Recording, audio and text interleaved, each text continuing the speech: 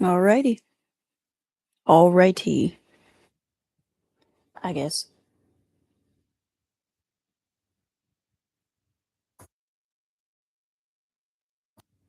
Go ahead and do a practice run of this philosophy class.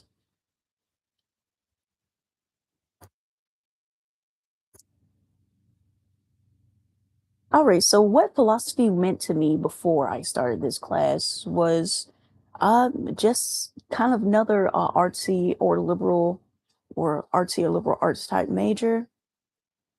Even though I did take a philosophy class before, I took it in ethics though.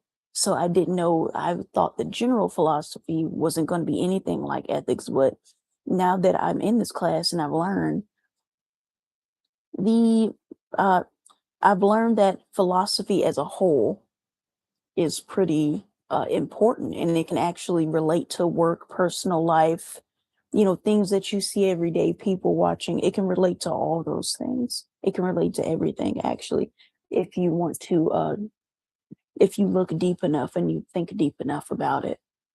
Philosophy that I know now is not just, oh, only a few topics can relate to work. Now, philosophy as I see it now is not only ethics, but also how you think, why you think, and not just how to argue against something, but it's also digging deeper into reason and logic and giving examples like if A equals A, but B is, related to A, but does B equal A? It's like, no, A is A, B is B, but C is B, and A is still A. Then just A is on its own and B equals C. So things like that. That's what I learned before. So before this philosophy class, I was mostly interested in ethics when it came to philosophy.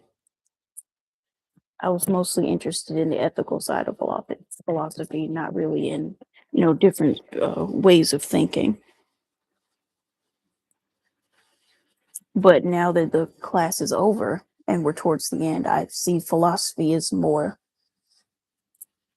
I feel like this version of philosophy kind of gives you more permission to look deeper and understand, even look into the history of certain ways of thinking or why somebody might interpret something that way.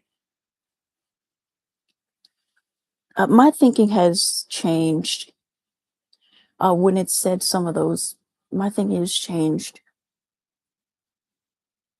on how to defend an argument, not always how to argue back, how to reply to somebody, but how to defend an argument, how to defend your own thoughts, not just arguing back and forth with somebody or trying to debate somebody. That was the only thing I thought I could pull from philosophy at first, was just debating. But what I understand now is that philosophy can also show you how to make sense of your own thoughts and how to prove your own thoughts. Like, for example, in chapter 7, there was a reflection part in chapter 7. And the question asks, how would you defend the idea of yourself, that you are yourself and you've always been the same person? How would you defend this idea? And the way to defend that idea is, there's a few different arguments. There's a biological argument. You're like, this is my body. You can prove with science that I'm the same person. But to go against that argument of like, oh, well, I'm in the same body. To go against that argument, you could say, well, your body changed throughout all these years. It's like, the 6-year-old you really look like the 30-year-old you? No, but it is you. How can you prove that? Biology, yes, you got the same DNA structure. Um, Mentally, philosophically, you have the same thought process as you did when you were 6 years old. No. So, how can you prove that's you? To me, I feel like that biology argument is very strong. It's a strong argument. It's definitely you. Everything changed. Like, yeah, you grew. What changed about you is that you grew up. That's the only thing that changed. But there's also a way of thinking, who you are, your beliefs. can also be an argument for like, how are you the same person? I've always had these strong beliefs about uh, you've always had strong morals or the same. Your character is pretty much the same, even though you've grown older, you've gotten to know more. If you were always generally, if you were an honest kid, you probably grew up to be an honest adult.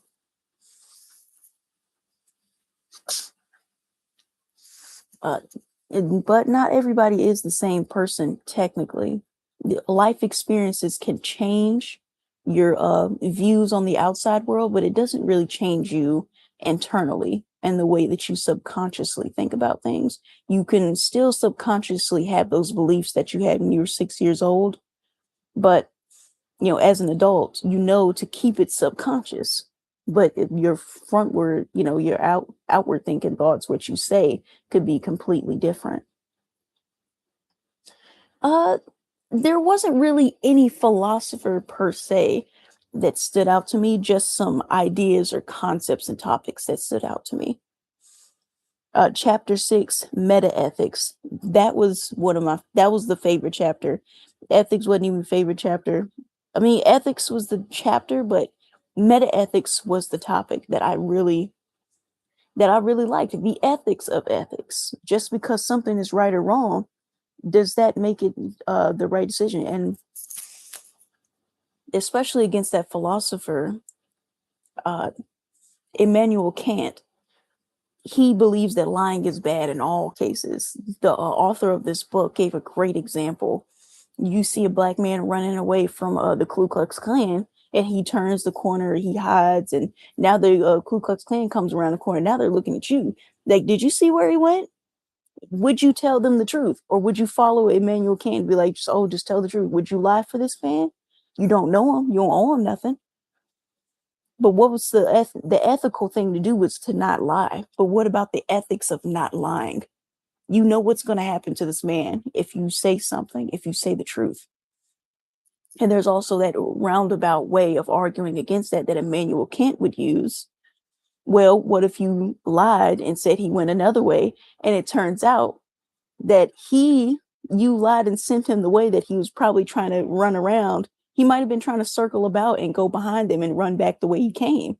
And if you told him the right direction, this would have worked.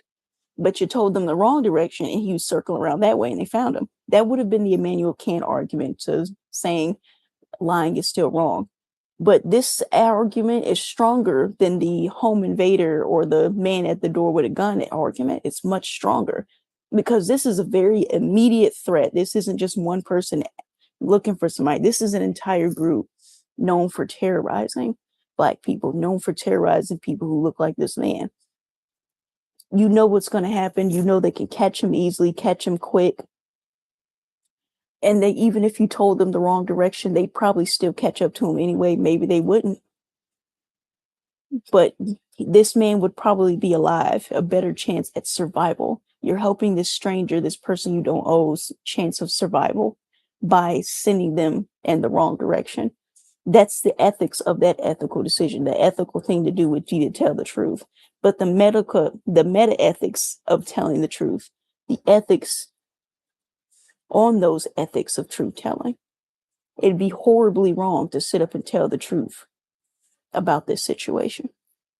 Just so you can, what's the ethics of, what would be the ethics in that? The ethics of those ethics is you're feeling good. It's just so you can feel good, just as you told the truth. That's not ethical. The only person really getting something out of this is you. You're endangering somebody's life just so you can feel good. That's the ethics of those ethics. So you can feel good for being ethical.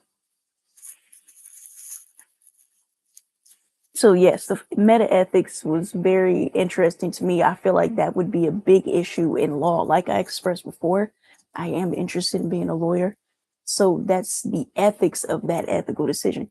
I feel like that would come up a lot in trial law or any sort of legal issues where you're defending someone else. And I believe that would come up in business as well. The ethics of a decision. Legally, you probably could take something from somebody who didn't patent their idea, but is it ethical?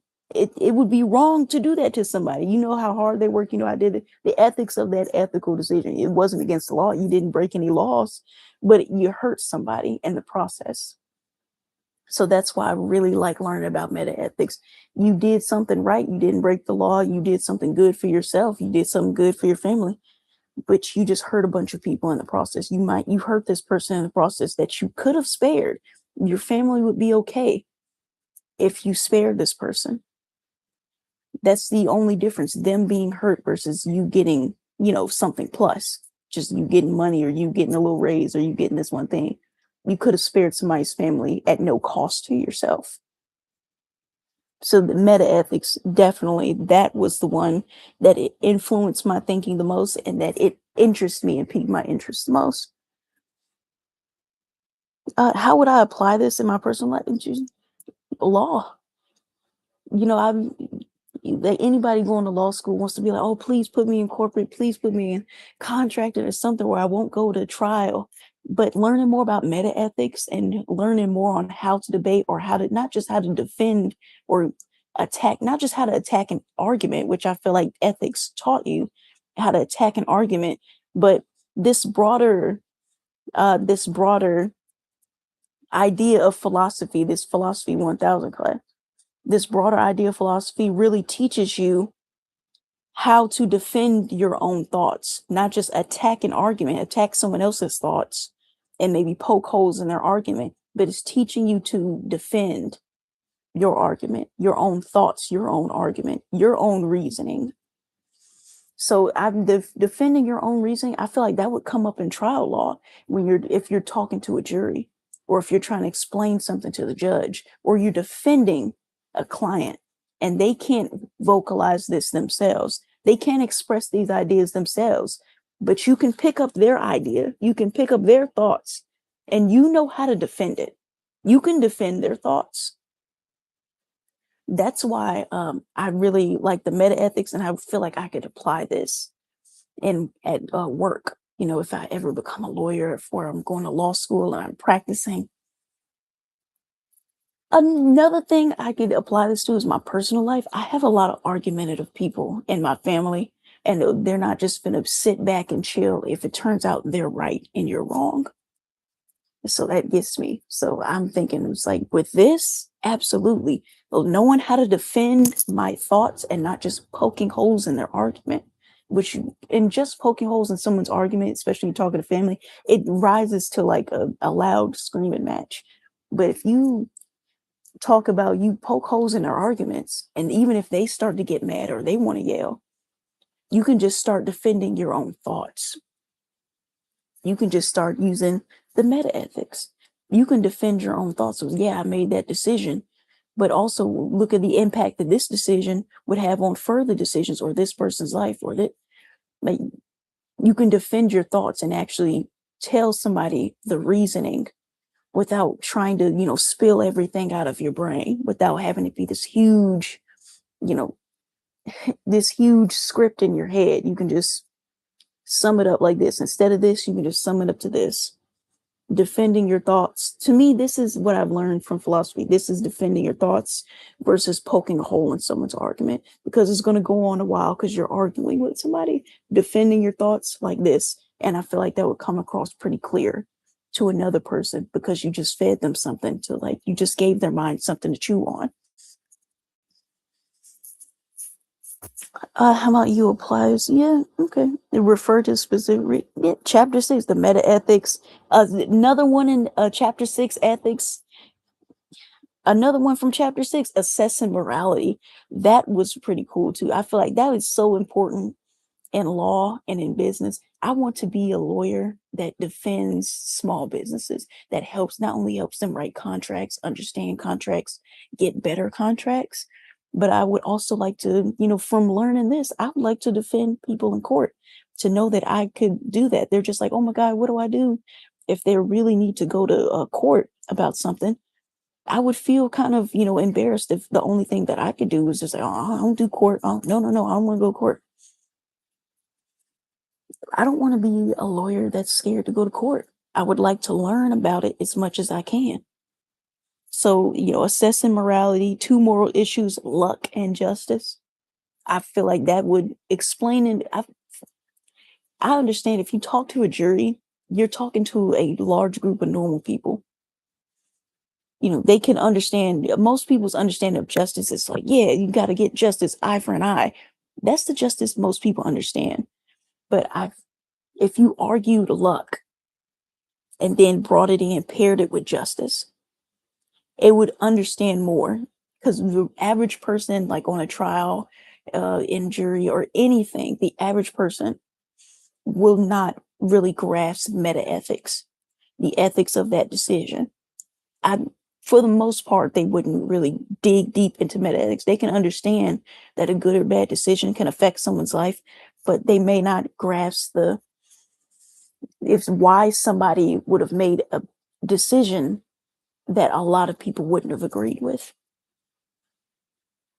It was like, why would they do this? Why would they do that? That was the wrong decision. Let me explain this person's thoughts. Let me explain this person's thought process was going through that.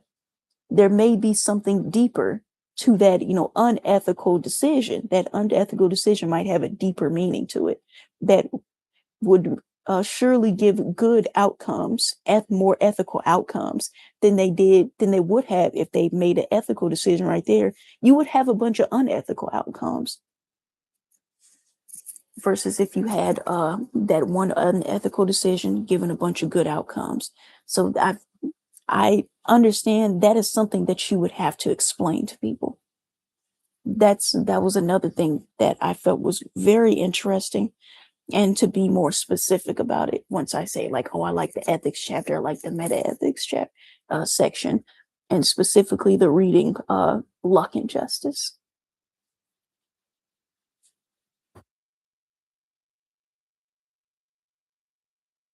So that was mostly it. I still have plans of being a lawyer. I was so scared of the idea at first. It was like, me, a lawyer? No, I can't do that. But now I feel way more confident looking deeper into the ethics section, the ethics chapter, because I love that ethics class. I really loved it. I'm not a big fan of like classical history. That's why I was a little nervous at first. But that ethics class that I had before was wonderful. I loved every second of it. Everything about it was everything I'm interested in. And now this one chapter, this class only having one chapter on ethics, had me a little worried.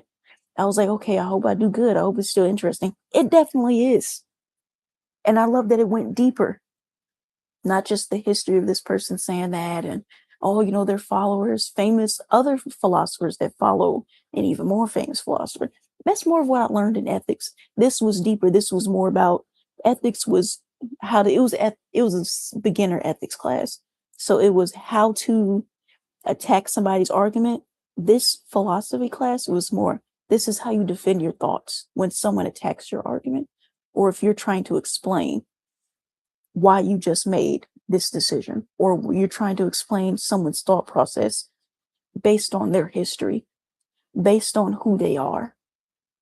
You're trying to get this across in a simple and plain manner to make sure it's understood why this decision was made, why somebody thought this way, why somebody might have made this decision, and why they shouldn't be, locked away for making that decision, for thinking this way, for being this way.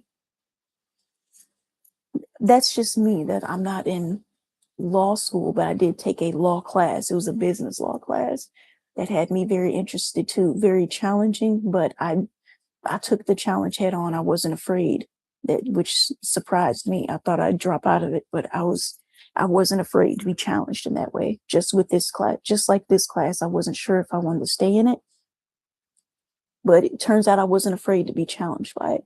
And it seems like I'm mostly focusing on the ethics part, but that's the part that really stuck to my head. Like I said, I'm not a big fan of classical history.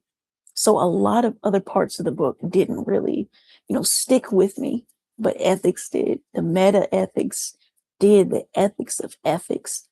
Because I've always had an issue with the Immanuel Kant thing. It was like, oh, you should never lie. Never, never. And I can just imagine Immanuel Kant is just some stubborn. I was thinking, is he either super stubborn Or is he just really hanging on to this idea because he doesn't want to destroy his own argument? Either one.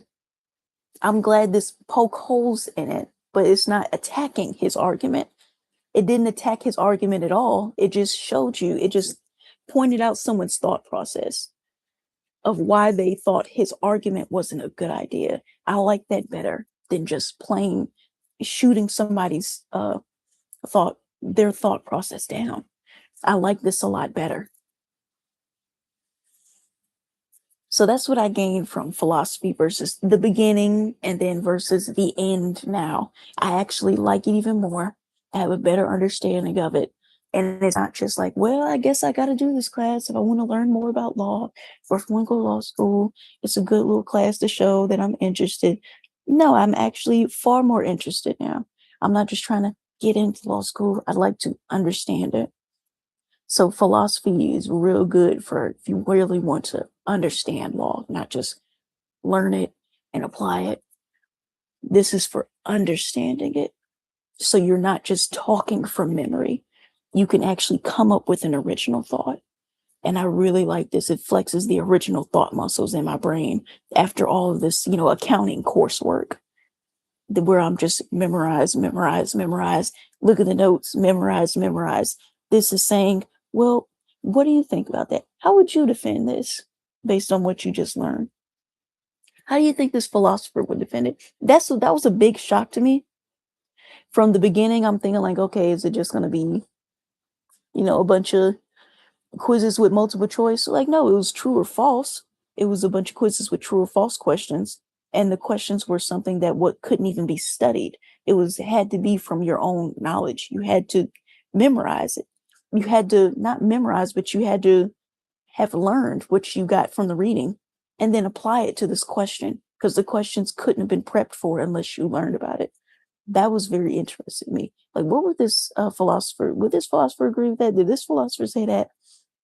Well, if the A was B and, C is A, B is real close to A. Is it equal? Can you just say, is it? No. A is C and B is itself. Even though it's real similar, that's it. It's its own thing. That's a lot of things people's minds kind of float to. They're like, well, it's close enough. That's a big thing that this philosophy also teaches you. Close enough ain't it. Close enough is not it. And to also take your emotions out of it, I have a big issue with that. And I thought that'd be something that I wouldn't be ready for in law. But after this, I feel ready to take your emotions out of it and just focus on the argument. And it's made it much easier to focus on. I thought focusing on the argument was just like, okay, memorize the facts of the case, right? It's like, no. Focus, show that like, hey, this is why this is why this is wrong. This is why this shouldn't count. Instead of, well, it's like, well, this is why this matters. This is why that was done. This is why that was an important decision. And this is why this person shouldn't be punished harshly. I feel like it's like how you're arguing. It seems like this would be good. Like if you wanted to argue a case I'm not experienced, but if you wanted to argue a case why someone defending themselves shouldn't get a life sentence. It's like, but ain't it unethical to kill somebody? Yes. But what was the ethics of that ethical decision? What was happening? Was this person trying to kill them? Did this person threaten their life? And what if they were turned around when they were shot? Like, now you can't say that person was threatening you. They were turned around.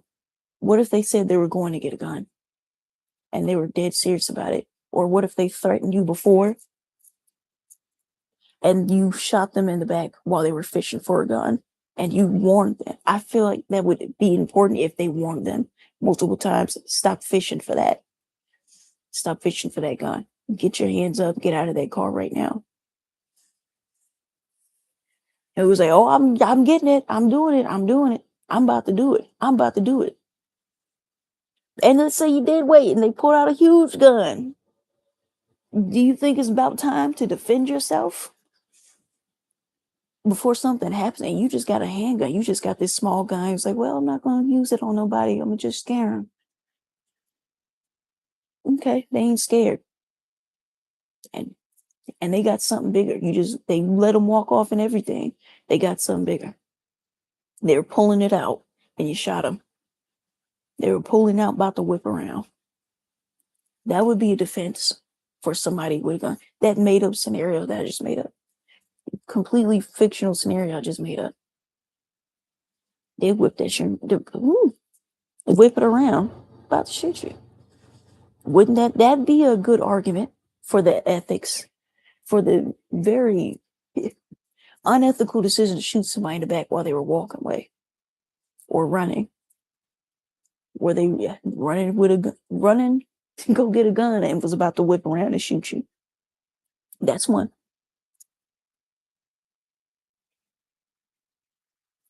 That's what I enjoyed about this class. I thoroughly enjoyed it. I liked the book.